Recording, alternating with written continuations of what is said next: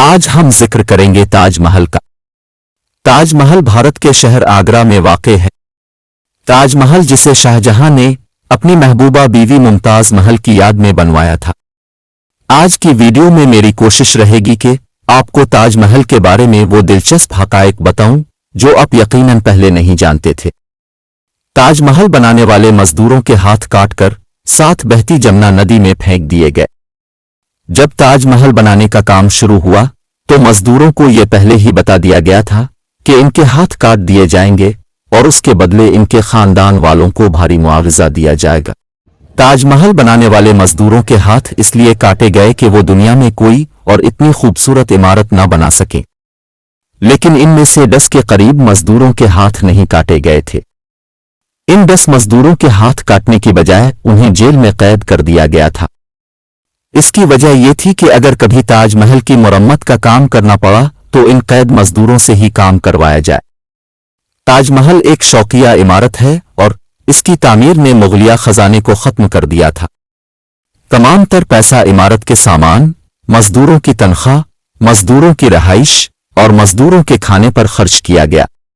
इसके अलावा हाथी भी खरीदे गए जो भारी संगे मरमर लाते थे। इन हाथियों के खाने का बंदोबस्त भी किया गया। ताजमहल के बारे में एक और हकीकत यह है कि उसकी इमारत दिन में 3 मरतबा अपना रंग बदलती है।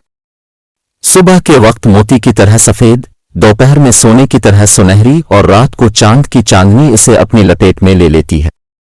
ताजमहल के चारों मीनार बाहर की तरफ झुके हुए हैं ताकि अगर कभी जलजला आने पर यह मीनार जमीन बोस हों तो मरकजी इमारत पर गिरने की बजाय बाहर की तरफ गिरे। एक और हकीकत जिसके बारे में बहुत कम लोग जानते हैं वो ये है कि शाहजहां सफेद ताजमहल के बिल्कुल सामने जमुना नदी की दूसरी तरफ एक काला ताजमहल भी तामीर करवाना चाहते थे, जहां वो चाहते थे कि उनकी वफात के बाद उन्हें दफन किया जाए, लेकिन मुगलिया खजाने में इतनी रकम न होने की वजह से शाहजहां की यह ख्वाहिश कभी पूरी ना हो सकी। लिहाजा जब शाहजहां की वफात हुई तो उन्हें भी मुमताज महल के साथ इसी ताजमहल में दफन किया गया। इन दोनों की कब्रें ताजमहल के तहखाने में मौजूद हैं, जहां लोगों को जाने की इजाजत नहीं है। आलूदगी से बचाव और तहफ़्फ़ुज़ाती वजूहात की बना पर ताजमहल के करीब न तो कोई गाड़ी चलाने की इजाजत है और न ही कोई जहाज ताजमहल के ऊपर से परवाज कर सकता। अलबत्ता इलेक्ट्रिक व्हीकल को अब इजाजत दी गई है कि वो ताजमहल के कुछ करीब तक सवारियों को उतार सकती है। इससे आगे 500 मीटर का सफर लोगों को पैदल ही तय करना होता है। ताजमहल रात को आवाम के लिए बंद होता है।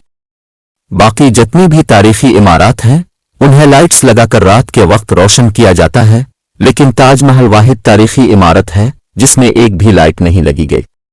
ताजमहल की तामीर के लिए तामीराती सामान जैसे सुनगे मरमर, कीमती जवाहरात और दीगर सामान को 1000 से ज्यादा हाथियों की मदद से मुंतकिल किया गया।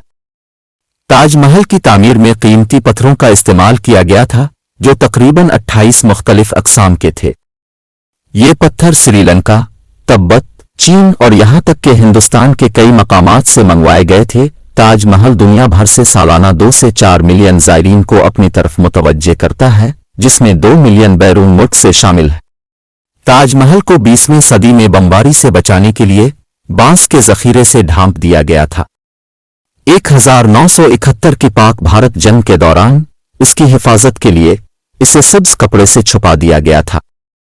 ताजमहल की बुनियाद, जिसे जानकर बहुत से लोग हैरान होंगे, लकड़ी से बनी है जिसकी लंबी उम्र और पायदारी काफी कम है।